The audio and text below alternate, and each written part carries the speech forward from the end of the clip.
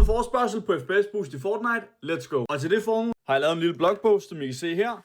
Whoops, der var den. Linket til blogpost er selvfølgelig her i videoen, så bare hop ned i beskrivelsen og find linket. Det første vi skal, det er, at vi skal slå Ultimate Performance strømplan til. Og det gør vi blot ved at tage den her streng her og kopiere den. Når den er kopieret, så går vi ned, og så finder vi vores CMD.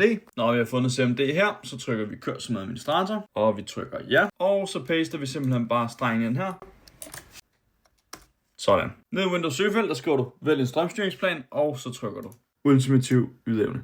Jeg er slet ikke så mange som mig her. Det er bare mig, der fjollet lidt. Vi skal ind i indstillinger, og så går vi ned i om, og så over til højre her. Der står der avancerede systemindstillinger.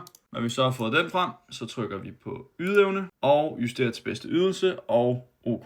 Det næste vi skal aktivere XMP, og der skal vi trykke genstart, og så trykker vi på delete eller F2 for at komme ind i BIOS. Og det viser nu. Vi genstarter computeren. Nu starter computeren op igen.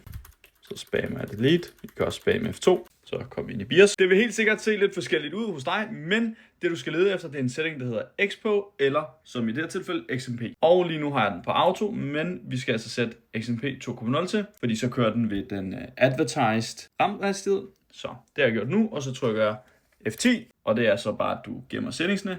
Så trykker vi yes, og så genstarter computer. Nu er vi altså nået til del 2, og nu skal vi ind i Epic Games. Vi trykker på de her prikker her på Fortnite, så trykker vi på Options, og herinde der vil vi kun installere det nødvendige, og det er altså Fortnite Core og Battle Royale, og så vil jeg anbefale også den her download streamet aktiver på forhånd, så jeres computer ikke skal load en masse skins og så videre, så videre.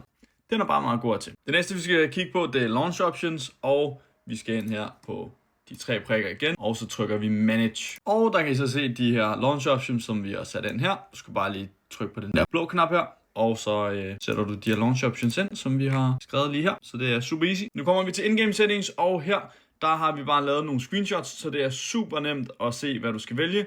Du vælger performance mode, og så kopierer du bare de her settings, som vi har lavet her. Det her, det var altså den komplette guide til, hvordan du forbedrer FPS i Fortnite.